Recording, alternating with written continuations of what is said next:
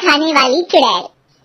रात को अचानक राधिका मौसी को किचन से कुछ गिरने की आवाज आई।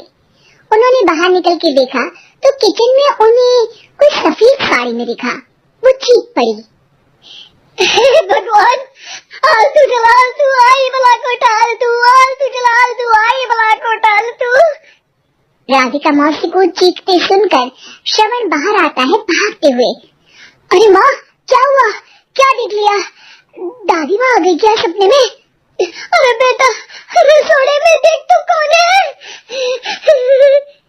श्रवण रसोड़ी में झांक कर देखता है और उसे कोई नहीं दिखता अंदर। अब रसोड़ी में तो कोई नहीं है माँ। कोई सफेद साड़ी में नहीं है क्या? नहीं माँ, कोई भी नहीं है। चिल्लम चिल्ली की आवाज सुनकर काजल भी वहाँ आ जाती है। अब क्या हो गया माँ जी? अरे बेटा, रसोड़े में एक चुड़ैल थी सफेद साड़ी में। अरे क्या कर रही थी वो अंदर? अरे बताया नहीं, कल आएगी ना तो पूछूंगी। चुड़ैल जी, आपका क्या प्लान है? माँ जी, रात बहुत हो गई है, आपने कोई बुरा सपना देखा होगा, चलिए सो जाइए। राधिका मौसी सोने तो चली जाती है पर उनको रात भर नींद ही नहीं आती। वो कुछ भी उलझुल बातें सोचने लगती है। कहीं चुड़ैल की वजह से तो घर में टेंशन नहीं हो रहा, कहीं उसी की वजह से तो वो दादी नहीं बन पा रही।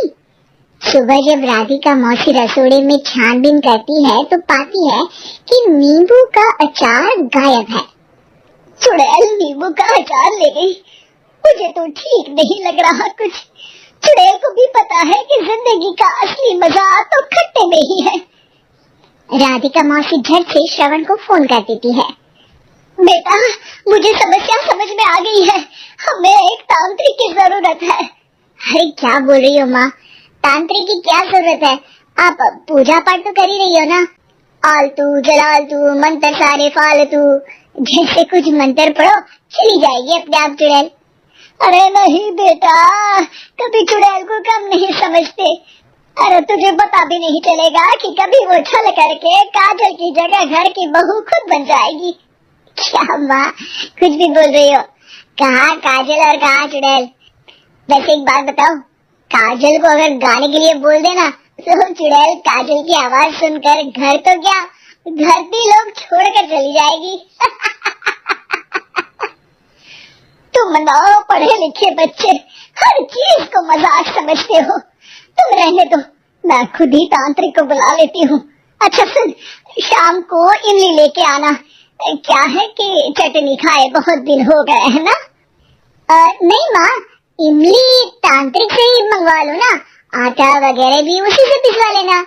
देखो मुझे काम करना है। श्रवण रात को कई तरह की सब्जियों के साथ माँ के कहने पे चटनी के लिए इमली भी ले आया था, लेकिन राधिका मौसी के दिमाग में अलग ही फिल्म चल रही थी। उन्हें अब सिर्फ शक ही नहीं यकीन होने लगा था कि शायद चुड़ैल ने श्रवण पर अपना जाल बिछा दिया था, जिस वजह से श्रवण उनकी बात ही नहीं मान रहा था। पर कोई नहीं, आने वाली रात में राधिका मौसी खुद तैयार हो गई चुड़ैल को पकड़ने के लिए। रुद्राक्ष की माला, तुलसी का पत्ता, हनुमान चालीसा सब हाथ के पास ही था, बस चुड़ैल का इंतजार था। और जैसा राधिका मौसी ने सोचा था वैसा ही हुआ।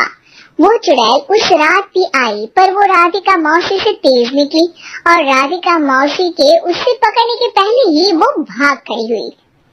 जरूर बहू पे साया है उस चुड़ैल का, तभी तो श्रवण के कमरे में गई है। और अगली सुबह राधिका मौसी पिछली रात हुए हमले में किन चीजों का नुकसान हुआ उसका हिसाब लगा रही थी। उनके खेमे से एक आम के अचार की शीशी भी गायब हो चुकी थी और वो इमली भी जो कल श्रवण लेकर आया था। राधिका मौसी इस बारे में सोच ही रही थी कि श्रवण जल्दी से रसोड़े में आकर दवाइयों की पोटली ढूंढने लगता है।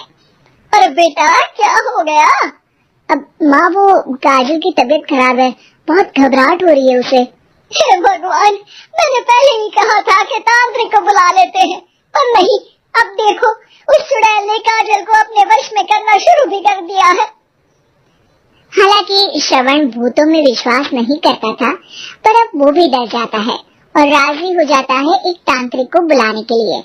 कुछ ही घंटों में तांत्रिक आ जाते हैं और राधिका मौसी तांत्रिक जी को सब बता देती है। घोर संकट, घनघोर संकट, चुड़ैल को मारू जोर चाकर, ओम भट स्वाहा खटखाटे आहा। ये क्या मंत्र है?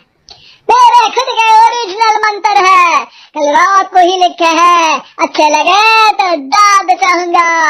एक और मंत्र सुनो, अर्ज किया है आब्राकडाब्रा, दिल्ली बम्बई आगरा, चंदा मामा सोरले सुरन मामू जारा। ये मंत्र है? अरे कोई 40 वाली सा पढ़ो ना।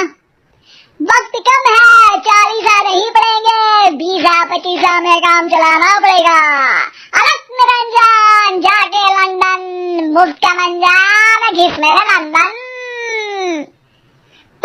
अरे जल्दी करो तांत्रिक जी, जल्दी करो।